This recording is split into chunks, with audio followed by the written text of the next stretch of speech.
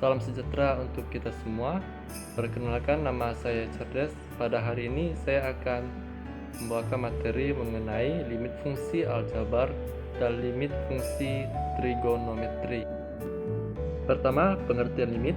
Limit adalah sebuah konsep di dalam matematika yang dimana sesuatu yang disebut hampir atau mendekati nilai pada suatu bilangan tertentu. Adapun metode penyelesaian limit yaitu metode substitusi, metode pemfaktoran, dan metode mengalihkan dengan faktor sekawan. Kemudian sifat-sifat limit ada 9 di sini, akan saya jelaskan satu persatu.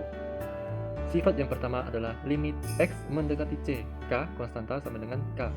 Contohnya A, limit x mendekati 4, 10, hasilnya tetap 10. Kemudian sifat yang kedua, limit x mendekati cx sama dengan c, jadi nilai x nya menjadi c. Contohnya limit x mendekati 2, 3x. Kita substitusikan nilai 2 ke dalam x, jadi 3 dikali 2 sama dengan 6.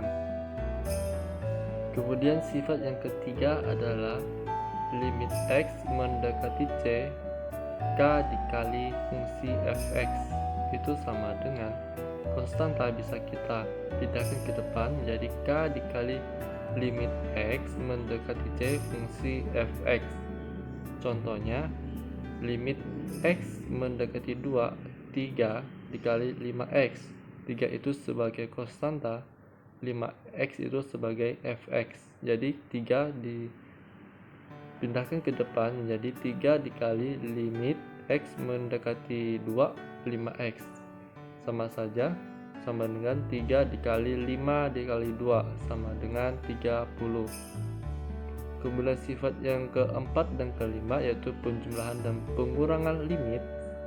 Limit x mendekati c fungsi fx ditambah ataupun dikurang fungsi gx itu sama dengan limit x fungsi fx ditambah ataupun dikurang limit x mendekati c gx. Contohnya limit x mendekati 5, 2x tambah 3x sama dengan limit x mendekati 5, 2x ditambah limit x mendekati 5, 3x. Kita substitusikan nilai x nya sama dengan 2 dikali 5 ditambah 3 dikali 5 sama dengan 25. Kemudian sifat yang keenam adalah limit x mendekati c fungsi fx dikali fungsi gx sama dengan limit x mendekati c fungsi fx dikali limit x mendekati c gx. Contohnya limit x mendekati 2 dikali 2x tambah 1 dikali 3x tambah 2, di mana fx adalah 2x tambah 1 dan gx adalah 3x tambah 2. Jadi sesuai dengan rumusnya, dengan sifatnya sama dengan limit x mendekati 2, 2x tambah 1 dikali limit x mendekati 2, 3x tambah 2. Kita substitusikan nilai x nya sama dengan 2 dikali 2 ditambah 1 dikali 3 kali 2 tambah 2. Hasilnya adalah 40. Sama saja dengan sifat selanjutnya atau sifat yang ketujuh adalah pembagian limit.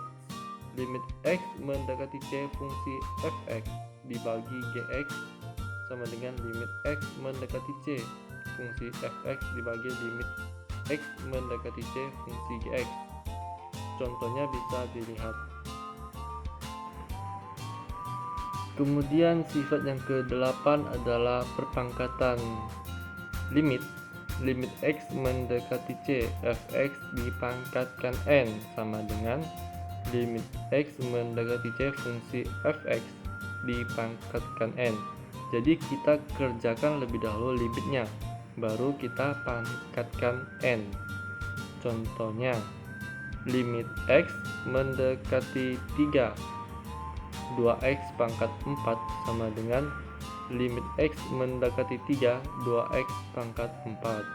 Kita substitusikan nilai x nya adalah 3, 2 dikali 3 adalah 6, dipangkatkan 4, hasilnya 1296. Sifat yang terakhir adalah limit x mendekati c, akar n dari fx sama dengan akar n dari limit x mendekati c fungsi fx. Untuk contohnya bisa dilihat, pada intinya kita kerjakan terlebih dahulu limitnya, baru kita akarkan n. Kemudian limit tak hingga. Untuk menjelaskan limit tak hingga ada dua rumus umum yang digunakan, yaitu yang pertama bentuk tak tentu atau bentuk tak hingga pembagian.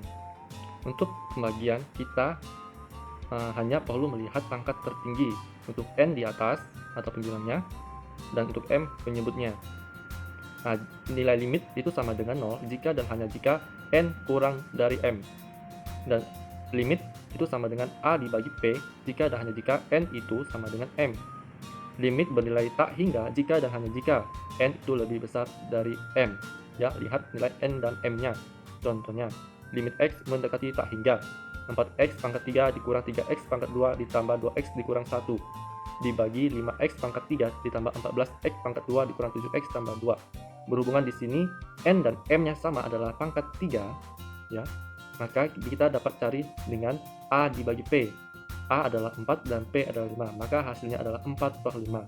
Kemudian bentuk tak tentu akar kuadrat dari pengurangan. Nah, di sini ada bentuk umumnya.